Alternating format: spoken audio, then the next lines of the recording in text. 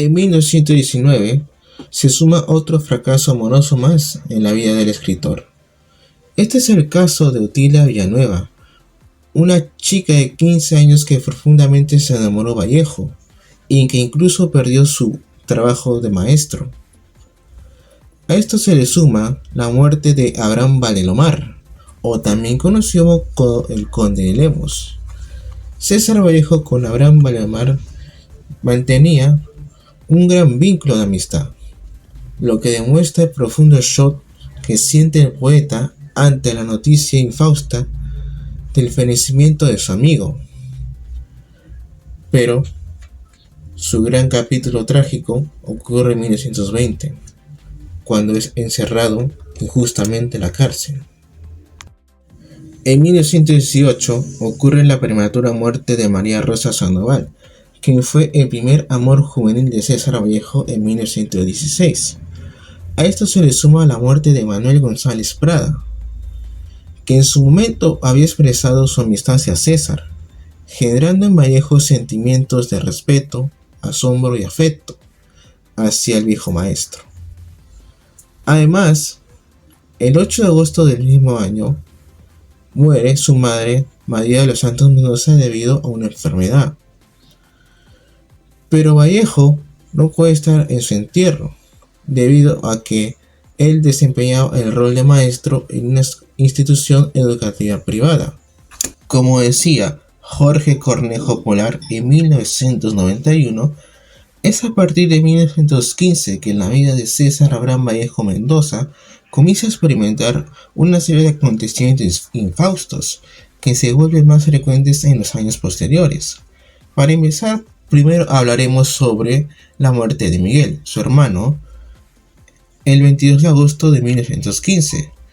Tal noticia genera un impacto emocional en Vallejo, tanto que en su primer libro, Los Heraldos Negros, compone en uno de sus tantos poemas uno dedicado a su hermano Miguel, titulado A mi hermano Miguel. Además, en el transcurso del año de 1917, Vallejo es sujeto de numerosas críticas de la revista Industria en Trujillo y Variedades en Lima, que en su edición del 22 de septiembre incluye una carta de Clemente Palma dirigida a Vallejo, carta que critica el estilo de Vallejo llamando cursi a sus poemas. Por otro lado, Vallejo se intentó suicidar tras la frustrada relación romántica con Zoila Rosa Cuadra, más conocido por Vallejo como Mirto. Continuando con lo que ya les ha mencionado mi compañero, en 2020 Vallejo regresa a Trujillo, pero se encuentra con un infortunio que, según Masa en su revista publicada en el 2020, nos señala que tal vez fue una emboscada tendida contra él en el marco de la lucha sindical de los obreros en la época de la caña de azúcar. Fue este suceso el que lo llevó a prisión. Tiempo después salen Escalas Melografiadas con poesía y prosa de vanguardia. Escalas Melografiadas es una colección de relatos y cuentos de Vallejo, publicada en 1923, que incluye algunos de sus más celebrados cuentos, como lo son Más allá de la vida y la muerte, Los Cainas y Cera. Poco tiempo después, Vallejo toma la decisión de embarcarse hacia Europa, sin intenciones de regresar al Perú.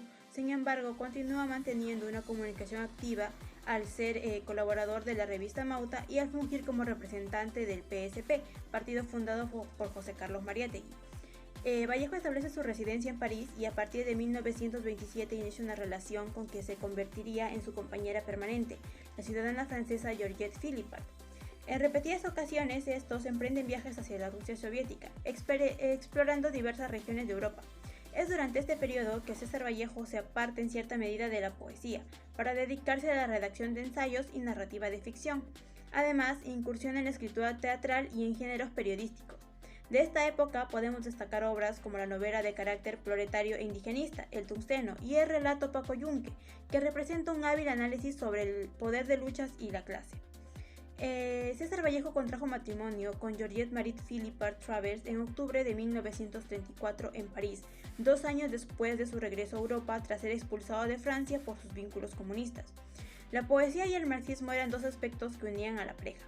Lamentablemente, Vallejo falleció a los 46 años en París y Georgette le cedió su espacio en la tumba familiar en Montgrú. Después de su muerte, Georgette editó y publicó Poemas Humanos junto a Raúl Porres Barrenechea. César Vallejo falleció el viernes 15 de abril de 1938 en París, Francia. Su muerte fue anunciada en su poema Piedra Negra sobre Piedra Blanca, donde escribió: "Me moriré en París con aguacero un día del cual tengo ya recuerdo". Vallejo murió a las 9:20 de la mañana en la clínica Arago, mientras llovía. Su muerte fue un acontecimiento significativo en el mundo literario y su legado, como uno de los más grandes poetas hispanos del siglo XX, perdura hasta el día de hoy. En Más allá de la vida y la muerte, de César Vallejo, se destaca la representación misteriosa y llena de supersticiones de Santiago de Chuco y sus alrededores. El relato fusiona lo fantástico con la narrativa, explorando encuentros con la Madre Tierra y la presencia de la madre fallecida, generando temor y asombro en personajes y lectores.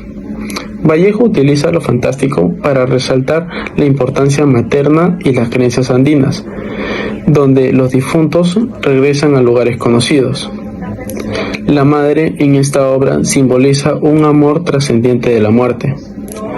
Nuestra opinión como grupo decidimos que esta obra refleja una profunda conexión emocional y espiritual, especialmente en relación con la figura materna, como también nos sumerge en reflexiones sobre la vida, la muerte y la trascendencia, y nos hace reflexionar la importancia de valorar a nuestros seres queridos, sobre todo a nuestras madres.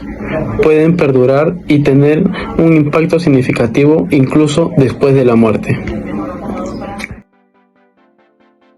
Hablaré un poco del resumen del cuento. El inicio comienza con la presentación de un protagonista que se encuentra en un estado entre la vida y la muerte, experimentando sensaciones de transición. Este personaje describe cómo se siente un inmerso espacio desconocido y ambiguo, donde percibe la presencia de seres queridos fallecidos y se sumerge en un entorno simbólico que desafía las leyes de la realidad. El nudo. A lo largo del cuento, el protagonista se encuentra con situaciones y personajes surrealistas que representan este estado de transición, y Vallejo utiliza una prosa poética y llena de simbolismos para describir este paisaje entre la muerte y la vida, donde el protagonista se enfrenta a experiencias enigmáticas que desafían su comprensión de la existencia. El desenlace. El cuento no tiene un desenlace claro o conclusivo en términos convencionales. En lugar de eso, la obra deja al lector inmerso al misterio y la reflexión sobre los temas entre la vida y la muerte y lo que podría existir más allá de la realidad tangible. Vallejo, a través de su prosa poética, invita a cuestionar la naturaleza de la existencia y a explorar los límites de lo conocido y lo desconocido.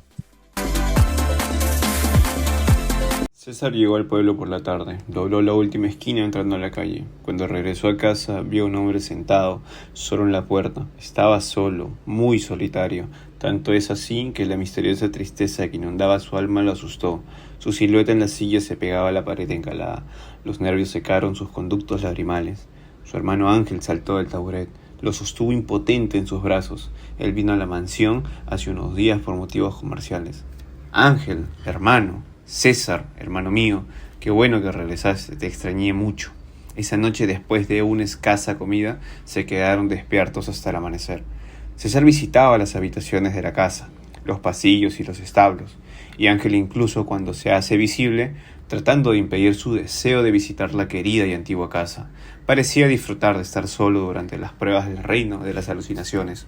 El pasado más puro de la vida, Ángel ahora solo vive en casa. Ya se quedará en San Diego por unos días. Todo sigue igual desde que te fuiste, hermano. ¿Cómo son los días saludables antes de sufrir una enfermedad potencialmente mortal? ¿Qué tan doloroso es? ¿Cuántas veces los abrazos fraternos se han grabado en nuestros corazones y se han inspirado otros nuevos, gotas heladas de ternura y lágrimas? A esta despensa donde le pedían pan a mamá con engaños. Abrió una pequeña puerta de sencillos paneles encijados, como todas las construcciones rurales de la Sierra del Perú. Cada una, las puertas casi siempre están unidas por un poste, y el umbral que acababa de cruzar era el correcto. Uno de ellos, sin duda, de su infancia, estaba escondido en el interior, publicado innumerables veces. Abre la puerta sencilla, ahí se sentaron. También llevaron las famosas linternas. Esta luz golpeará el rostro de Ángel. Estaba lleno de esas expresiones y se cansaba cada momento. A medida que pasaban las noches, las heridas se vuelven más verdes. César le dio unas palmaditas para advertirle entonces: «Hermano, ¿estás bien?». Las firmes mejillas volvieron a estar empapadas de lágrimas. Una chispa, una de esas chispas que vienen de lejos, sin truenos en verano. Al ver esto, César regresó para ver cómo estaba Ángel, pero él, ni la linterna, ni nada estaba ahí. Tampoco escuché más sonidos, entonces volvió a ver a su hermano, la linterna y el tauret. «Pero creo que lo entiendo ahora, Ángel. Te ves más fresco. Tal vez me equivoqué, se podría decir», para recuperarse del dolor y la debilidad del pasado. Quizás, repito, esto sea un error. Este cambio es impensable.